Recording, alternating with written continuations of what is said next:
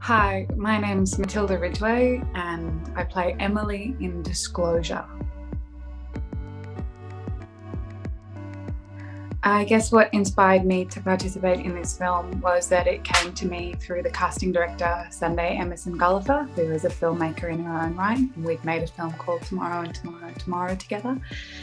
And she recommended Michael, and I trust her. And then I spoke to Michael. I read his script, which was so thrilling, and talked to him, and he had such an interesting technical vision. You know, he was already talking about the sort of single take, locked off, long dialogue scenes and the sort of visceral interiority moments. And that was thrilling, I think, because it seemed like it was going to be a great technical challenge, as well as being something that would be about a really important issue.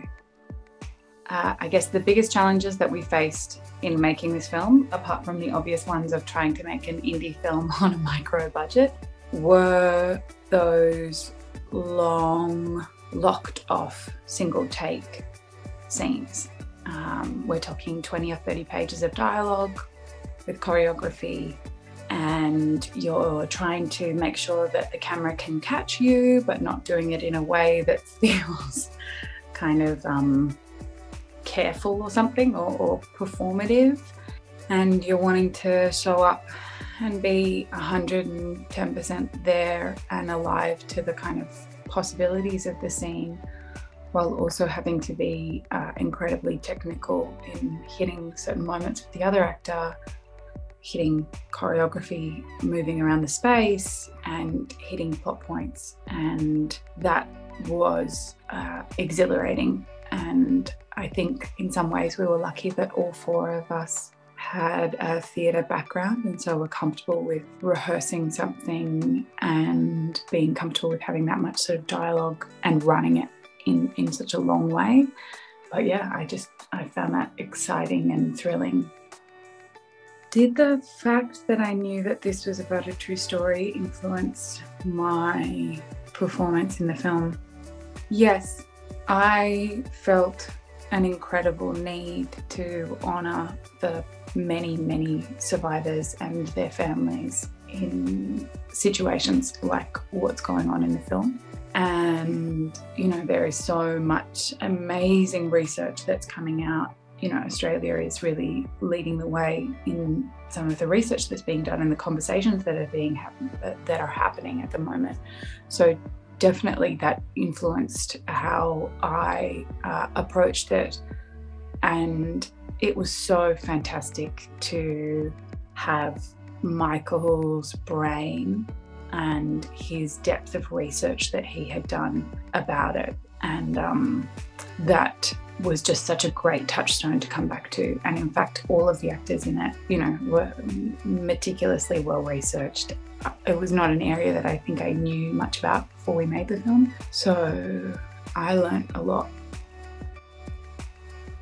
What is a piece of advice that I would give to aspiring creatives? You are not always going to be able to do what you love doing. And that is going to break your heart.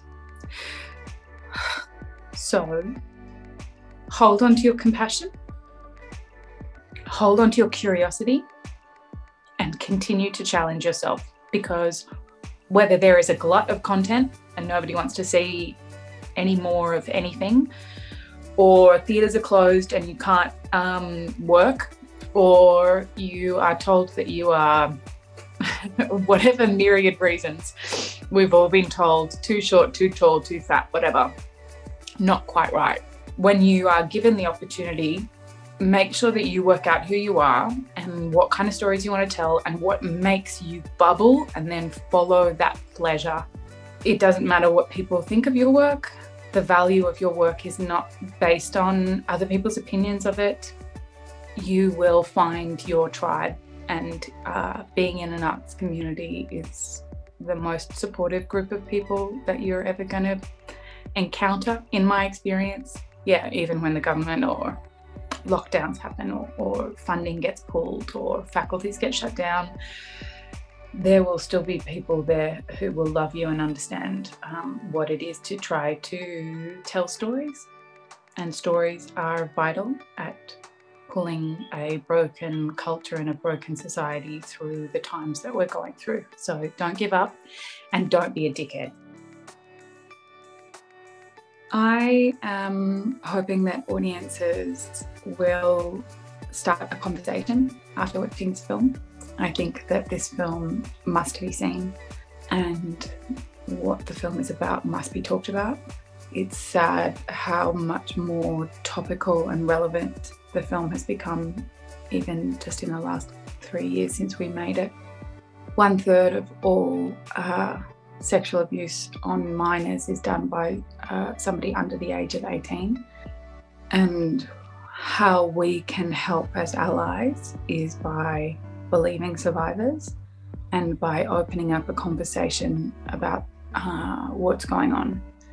The film is such a great, uncomfortable watch. I've been really lucky, even in these COVID times, to sit in with a few audiences and watch it.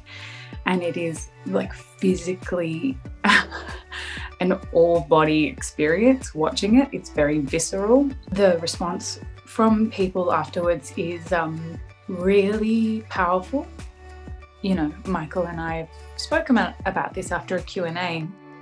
You know, it is scary, I think, opening up a conversation like what the film is talking about, because you don't know what people are coming to see the film, what circumstances they have in their lives, and how they're going to respond. And you do sometimes feel a duty of care in terms of triggering certain things in people, and wanting to make sure that that is something that's done in a really compassionate way.